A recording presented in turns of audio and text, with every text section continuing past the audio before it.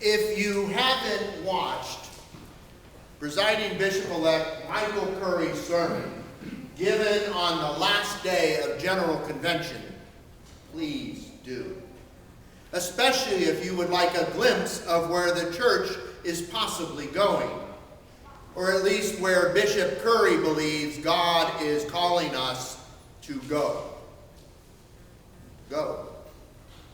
A word Bishop Curry uses to emphasize how the church is supposed to live into the covenant it professes in baptism.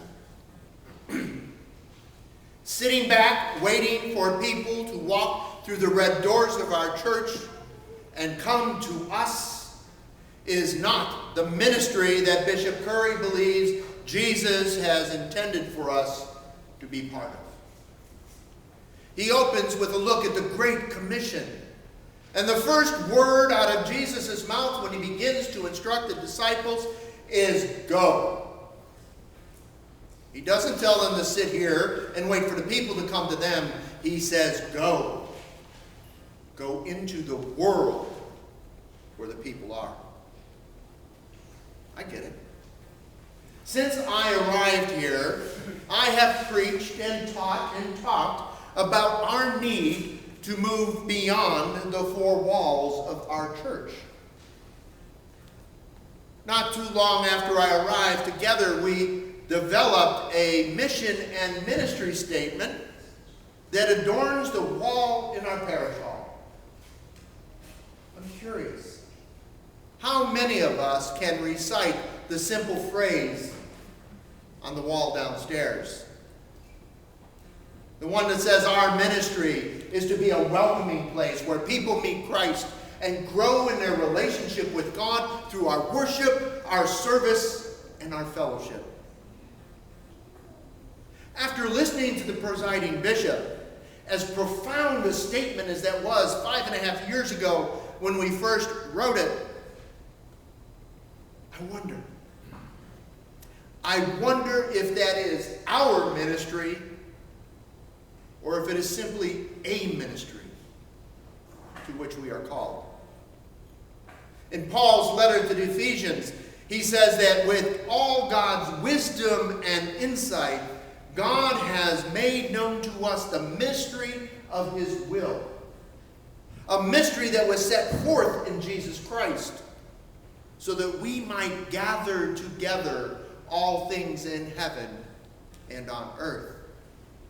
And not for ourselves, for our own benefit, but that through us, Christ's work of reconciliation in the world continues, bringing all back into right relationship with God and one another.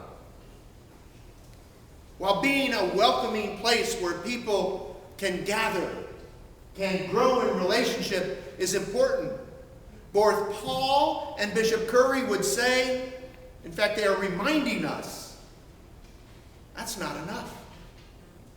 Why? Think about it. How do we go about doing it? Our success in helping others to grow in relationship with God and one another is really dependent upon them finding their way here. And let's face it, there's no giant billboard at the bottom of the hill on Fort Crook Road going, welcoming place up there. Even if we, no, the city won't let us, sorry about that. They have codes for those things. Even if we could pick up the church and move it to the corner of Highway 370 and Fort Crook Road, a corner where thousands of people pass by every day,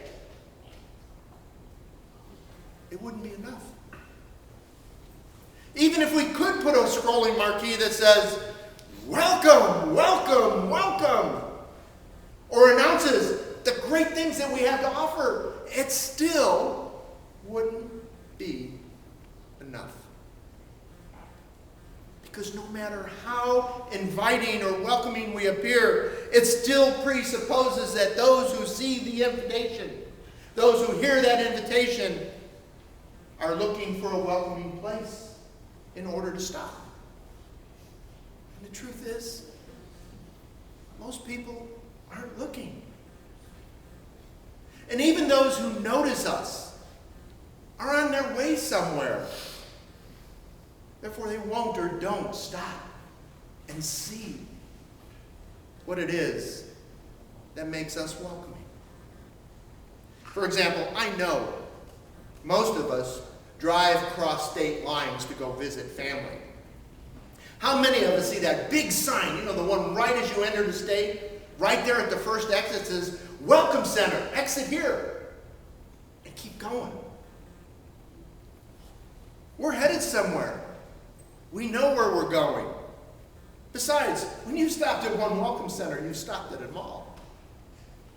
Besides a map and a toilet, there's really not all that much that's welcoming about a welcome center.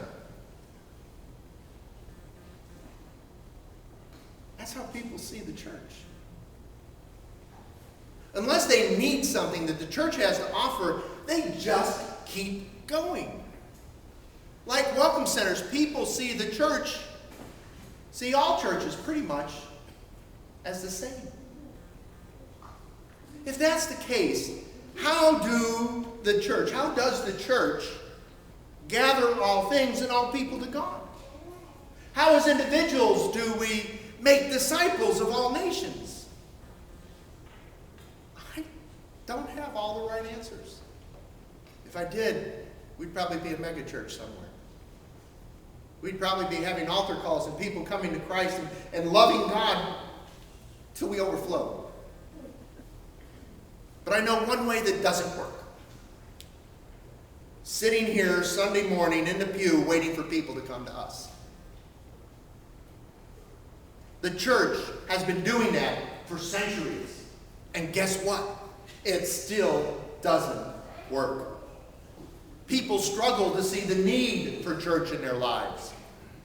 And because their perception of what church is, no matter how attractive the sign we have, no matter how alluring the grounds we share, the chances of someone driving by the doors of this church and then stopping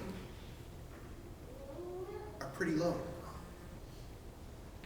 And if by chance they do, unless they find themselves in a very welcoming place, unless they find that there is something here that they need, they won't stay.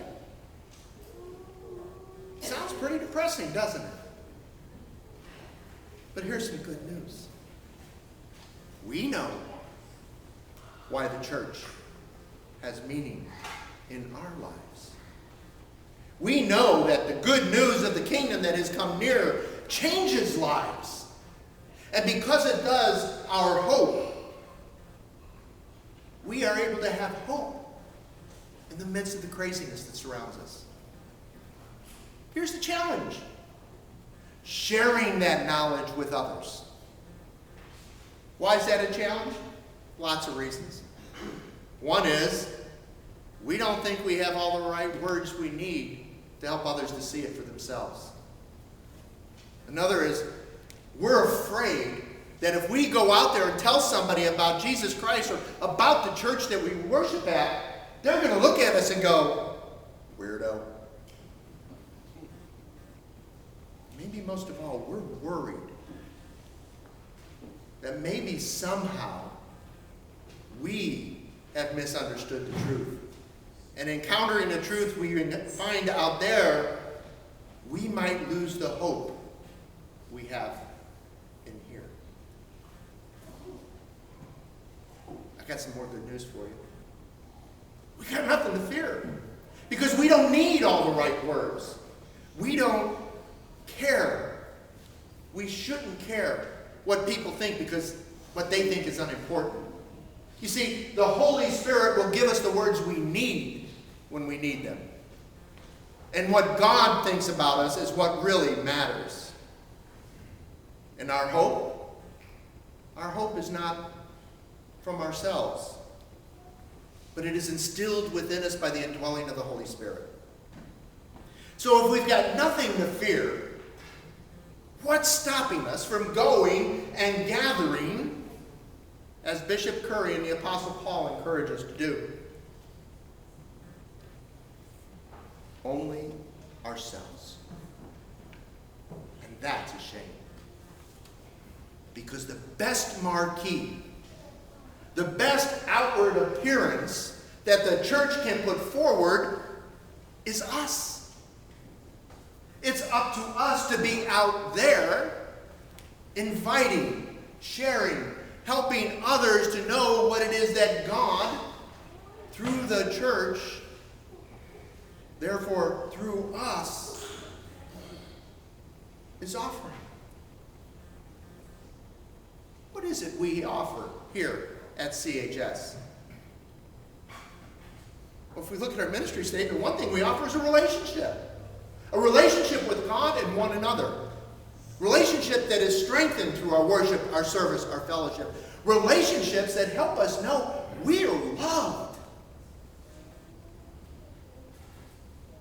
While a ministry of ours is to help people see this when they enter this place, I suggest our true ministry is to take that truth out there so that others might see it for themselves.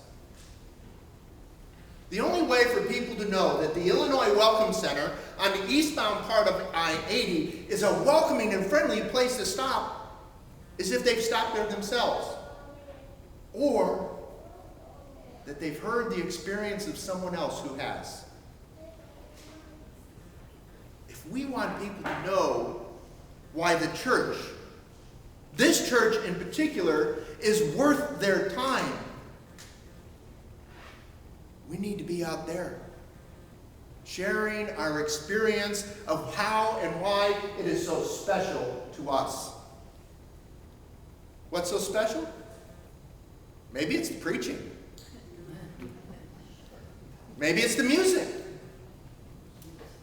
Maybe it's our programs or our intentionality. It could be anything. Because what makes it special to you may not be what makes it special to you. For each of us, it's something a little different. Yet one thing that brings it all together is at the center of who we are and what we do is the love of God, revealed in and through Jesus Christ. For Bishop Curry and the Apostle Paul, the love of God is the glue that binds all things together and that empowers us to do more than we ever thought possible. In his sermon, Bishop Curry quotes a slogan used in the Diocese of Ohio. He says, "Love God, love neighbor, change the world." If we are to truly love, we can't do it sitting in the pew waiting for people to come to us. We need to be out there inviting people in here so that they may come to know the love we know and share.